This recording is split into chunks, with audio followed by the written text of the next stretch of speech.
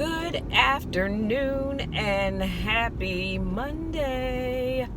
Happy Monday, you guys. I am super excited because I'm super excited for many reasons, but specifically because today is my last work day until the new year. Did y'all just hear what I said? Today is my last work day until January the 6th. And even then, I will be still working from home. Hallelujah to the Lamb. So I am super excited. And when I said it was my last in sign language, last is if you take your index finger and you tap your pinky. That is my last day. Okay, so now we've got that cleared up. I am so excited. Okay, so you guys, I got up this morning. Don't judge me. I set my alarm for 5 o'clock. I did. And I snoozed, and I snoozed, and I snoozed, and I snoozed. When I finally stopped snoozing, it was 6 o'clock and my alarm was going off because, I told you guys before, my alarm is automatically set to go off at 6 every morning, which would allow me, all these blackbirds, good God, which would allow me to get a full 8 hours of sleep. So my little alarm goes off at 10 o'clock at night to let me know, look, it's bedtime. And then it goes off at 6 a.m. So if I'm in bed, very rare, but I do manage to get it done sometimes. But if I'm in bed from 10 at night and I get up at 6 in the morning, full 8 hours of sleep. Just because I know that I don't really get enough sleep. So, but anywho, so I got up, my alarm went off at 6. I snoozed once. And then I got up and I said, okay, Michelle, it is 6:08, or 6:08, 6:09, whatever. You need to get up and let's get moving. So I did. So I finally sat on the side of the bed, and I did what most people do. Reached for my phone, and I proceeded to, you flick through, see what emails came through, especially if it's something that I need to respond to. So I was looking through that, and didn't see anything of any real interest, like nothing that jumped out at me. And then I decided to go to Facebook, see what was popping there. Wasn't much going on there either. And so I said, okay, let me go to Instagram. Again, nothing real serious, nothing major there. Although my BFF, she sent me this picture. That thing just had me rolling. That made my whole entire rest of the year. So that was funny. So I do appreciate that. And then I said, okay, let me go on downstairs, get myself together. So I went downstairs, got myself cleaned up, and came back upstairs to my room, put on my gym clothes. And y'all, I don't know what was going on because I still did not get out the house. It still took me a whole hour to do all of that. Okay, because then I had to come back upstairs and de-ash. Because I am not one to be ashy. I don't care if all I am doing is going to the gym. I will not, refuse to go up in that gym ashy. I can't do it. I'm not going anywhere ashy if I can help it. And so anyway, I finally got in the gym, and then of course I had to do my Monday post. So I had to decide what picture I wanted to use for my post and what I wanted to say. This is draining sometimes. That's why sometimes I do it at night. So it's already queued up and ready to go. And I know it doesn't have to be that deep, but it is what it is. And then I got on the treadmill, did my hour of walking, did some incline, decline, increase the speed, decrease the speed, you name it, I did it. And so made it through my workout. Today I burned 717 calories. So again, my goal, they're putting up houses my dad was telling me about. And so again, my goal was both met and exceeded. So I'll take it. Now, I'm going to, starting tomorrow, I'm going to go to the gym. And like I said, I'm only focusing on cardio from now until the first of the year. Just because, I'm working on getting my cardio endurance level up. Plus, y'all, I'm trying to lose some weight. I'm trying to lose some weight. Let me just keep it all the way real. So I'm focusing on my cardio. And so I decided starting tomorrow, I'm probably more than likely, now I'm not going to say every day, but to the extent that I possibly can, my goal is going to be getting into the gym twice a day to do my cardio. So I'm going to get up tomorrow morning. I'm going to allow my alarm to get up at 6. Okay, y'all pray for me. You pray for me, I'll pray for you. So I'm going to get up at 6 o'clock and get myself together, so God willing and the creek don't rise, y'all, I can be in the gym by before 7 o'clock. Can't see around this car. I can be in the gym before 7 and get my cardio started, because this is what I really, and you know what, no, I'm not going to say that. I think I'm going to set my alarm for 5 o'clock again, because I really would like to be starting my workout by 6 o'clock if possible, because what the plan is for tomorrow, at least for tomorrow anyway, well, actually maybe for both times, I don't know, because starting tomorrow I'm going to be going to get cardio in twice a day. But this is what I decided I wanted to do. I want to mix things up, so I'm going to go in, I'm going to do 30 minutes on the treadmill, and then I'm going to do 30 minutes on the elliptical and 30 minutes on the bike. Not necessarily in that order. It doesn't matter if it's in, specifically in that order or not. I don't care about that. But I am going to do those 3 machines for 30 minutes. And then I want to see what my calorie burn is, because I think it'll be kind of awesome. And so, yep, that's the goal for tomorrow. And well, at least for tomorrow morning. And then the plan is to go back tomorrow evening at about 3 o'clock. Come on, people, stay in your lane. This car is already raggedy. Some people in there driving. So then tomorrow the plan is to go back tomorrow about 3 o'clock and, you know, do the same thing. Pick 3 machines, do the same 3 machines, and just do them 30 minutes each.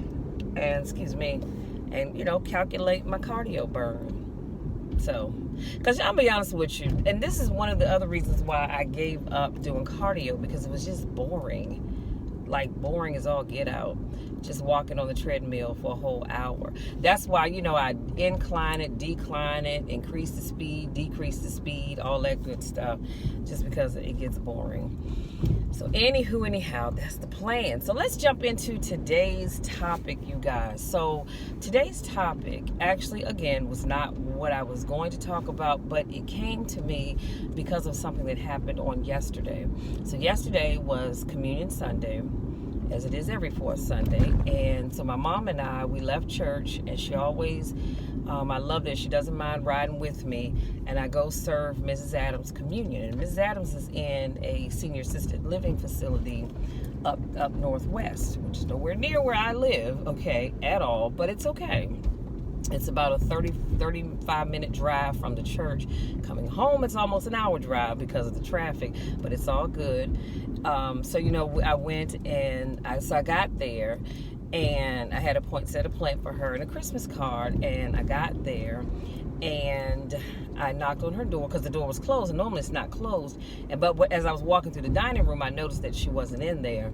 And so when I went to her room, I knocked on the door, and I didn't hear anything, so I opened it. I didn't see her, so I said, that's not like her, you know, not to be in her room if I don't see her out in the dining room or the little sitting area when I first come in. And so I put the poinsettia in the car down, and I said, well, let me go back up to the front, because maybe the young lady that sits at the front of the desk when you first come in and you sign in, maybe she knew where she was. So, but I was walking down the hall, and about 3 doors down, there was 2 ladies in this, like a little lunchroom, if you will, eating and talking. I said, excuse me, have either one of you seen Mrs. Adams?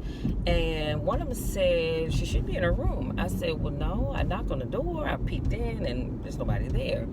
And she said, She said, you know what, she might be in the bathroom. Now, I'm going to be honest with you, because this door was always closed, and on the back of it, she has this long shoe rack. So I didn't even realize that was a bathroom. You know, I'm not sure why I didn't think that they had bathrooms in their room. It just never dawned on me. But anyway, she said, well, she might be in the bathroom. And I said, oh, there's a bathroom in there? She said, yes. I said, okay. So I go in the room and I walked to the door and I knocked on the door and she said, oh, please don't come in. And I said, oh, no. I can hear that you know, using the bathroom, doing your thing. I will not. I promise you that. You're good. And she said, I'll be out in a minute. So I said, okay, no worries. So I said, you know, it's my mom and I, we're here. And, you know, we'll just be sitting out here waiting on you. And she says, oh, okay. And so, you know, after a few minutes, she came out. And when she came out, she had the biggest smile on her face. And the smile on her face that she gives us when we go and visit her is priceless. It is absolutely priceless. And so she said, oh, isn't this lovely? She said, isn't this wonderful? She said, this is just so wonderful, you guys. She said, you just have no idea how much this means to me. And that just warms your heart, because I'm going to be very honest with you guys. I'm going to be very honest with you guys. After I cleaned up, because after communion, Benita and I, we always break down the communion table. You know, we put the guys take the communion trays away and put all that stuff back, refill the trays, so the next month they're already ready to go. Benita and I, we always, you know, break down the communion table in terms of putting the cloth, folding up the cloth, putting it away. The gloves that the ministers use, we collect those up, and if they need to be washed, then those, you know, go in a bag, and Benita takes them on and washes them. Everything else, we make sure all of that stuff is put away and put the candles back where they belong, and we even sometimes fill up the candles, the what do you call it, not the liquid wax or whatever the heck it goes in there. So that gets, you know, filled back up so that next Sunday, again, it's ready to go. And so I was just kind of tired. I was so tired. In fact, I got to my car and I was getting ready to put the car in drive, and I said, oh shoot. And my mom said, what's wrong? I said, you know what, Mom, I forgot the daggone elements. And she said, well, we're still here, you know, go run on back inside and get it. So of course I had to go back inside the building, go around to the communion room and get the elements, and then come back out. I always take 2 elements with me just in case. I held up one finger, but I meant 2. I take 2 elements with me just in case, you know, one of the cups don't open, because every now and then it gives you a fit, child. Because we use the prepackaged elements with the cracker on top and then the juice in the bottom of the cup. So anyway, so I grabbed 2 of those, got in the car, and I said, Lord, I'm so tired. And I was hoping my mom was going to say, okay, you know what, let's not go. We'll go next week. I ain't gonna lie, I was hoping she was gonna say that, because I really was tired. But then I said, nope, we're gonna go on, because if not, then this is the last chance for me to see her this year, to be honest with you. And so I said, nope, we're gonna go on. We just won't stay long. One thing about Mrs. Adams that I love, though, because when you go see her, you can say you're gonna go in and get out. Honey, that doesn't happen. I'm always there at least an hour and 15 minutes, sometimes more. And so, because she's just such a sweet person. And so anyway, so we went on, we got there, and then, you know, we sat down, we talked, we took a selfie together, my mom, Mrs. Adams and myself, and then my mom took a picture of her and I, and I was holding her poinsettia, and she told me she didn't have her earbobs, which I don't know if I told you about that story, but if I did, we'll talk about that another time. But anyway, so her earbobs are her hearing aid. Yes, I figured out her earbobs are actually her hearing aid. That's what she calls it, her earbobs. So I said, okay. So anyway, she said, I don't have my earbobs with me because something broke and they had to send it out to be repaired. So she probably didn't hear most of what I said, and that was okay too, because we sure had a good time laughing. So that was fine too. And she just kept going on and on and on about how, you know, just, you know, exciting it was, or she was excited that we came, and how good she felt. And she said, then she said something that really kind of hurt me just a little bit, and that's why I'm talking about this today. She said, I'm so glad that you all are here. And I said, well, I'm glad that we could be here. She said, because she said, you know, I had just been feeling so bad about myself, so down on myself all day today. And I said, really? I said, why is that? And she said, I was just thinking about my life and, my choices in life and where I am in life. And, just that's just where her mindset was going. And I ain't gonna lie, y'all, she had me wanting to cry for real. And I said to her, I said, sometimes we all go through that phase where we start to think about life and where we are, where we could have been, and choices we should have made, and things like that. I said, but you know what? When those things come up, you've got to say, you know what? It's all good. Yeah, it would have been nice had I been able to experience whatever it was that whatever phases and feelings she was going through. But then you say to yourself, but you know what? It's all good because I'm still here. And I don't know how old Mrs. Adams is. I would imagine she's in her 80s. And I said, you say to yourself, I am still here. I am still in my reasonable right mind.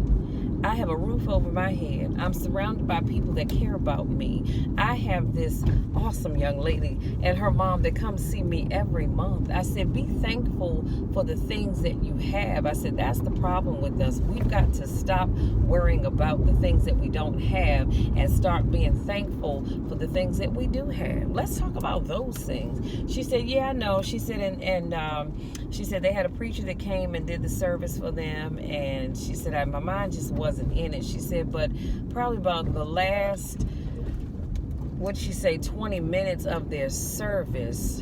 She said the last 20 minutes of their service, she said she was able to really get into the service. Her mind just went from that negative stuff to get focused in on the service. And I said, well, I'm glad. I said, too bad you missed the first part of the service. I said, but at least you were able,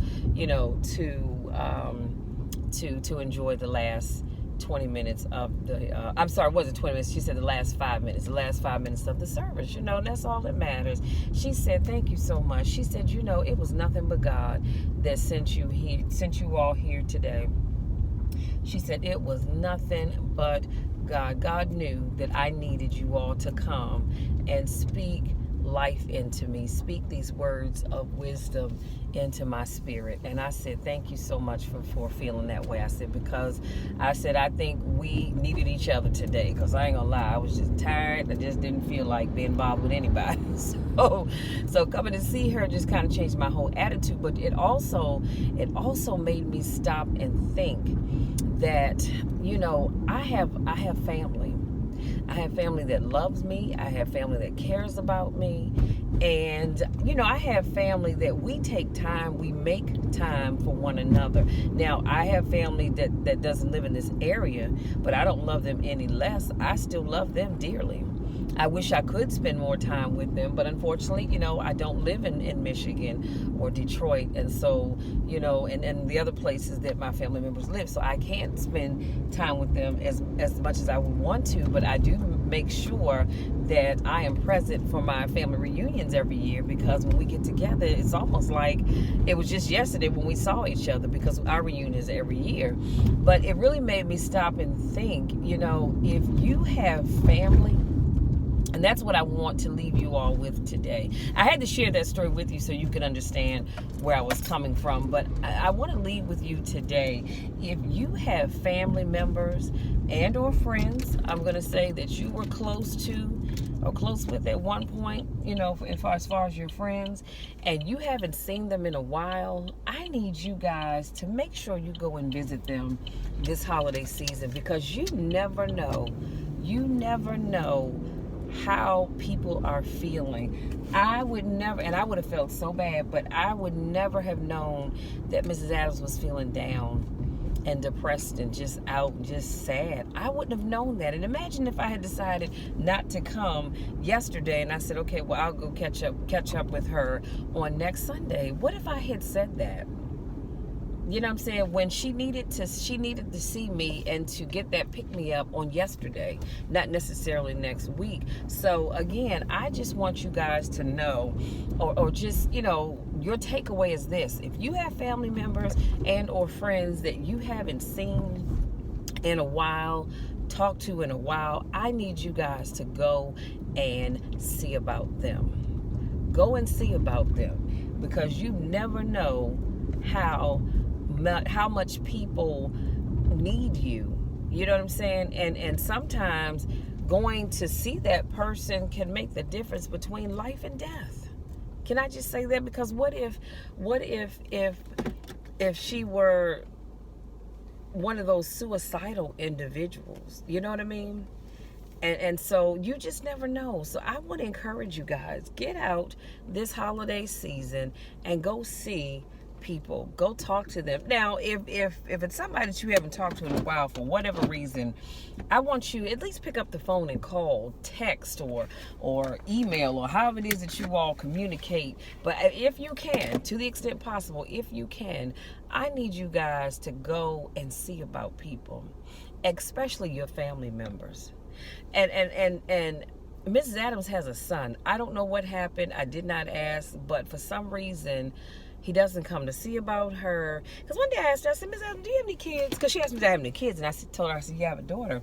And I said, does she have any kids? And she got really sad, and her head just kind of fell down. I thought, oh, hell, why did I ask that question? And I said, you know what? I am so sorry. I said, if I asked the question and it brought up a hurtful memory or something, I do apologize. She said, no. She said, no. She said, I have a son. She said, but, he doesn't come see about me. He doesn't call or any of that. And I could feel the hurt that she was feeling just saying that little bit. And it hurt me that she is hurting that way, because I can tell, like I said twice now, the subject of her son has come up, and you can just feel the hurt in her voice, and it's really sad. But so I just wanted to encourage you guys to go out there and visit your family members, because you have no idea how many of them are sitting around hurting and wishing that you would come see about them, if you're able to physically go see about them, or you would pick up the phone and call them, or depending on what's going on between you all, send a text message, something. And it can be just something simple as, hey, you know what, I was thinking about you, I want to wish you a happy holidays, hope everything is going great, or something like that, And I'm gonna go so far as to say this: if you have beef with a family member, whatever it is, doesn't matter what it is, you be the bigger person and say, you know what, this person wronged me, and we haven't talked in however long, but I'm tired of this, because family is so important.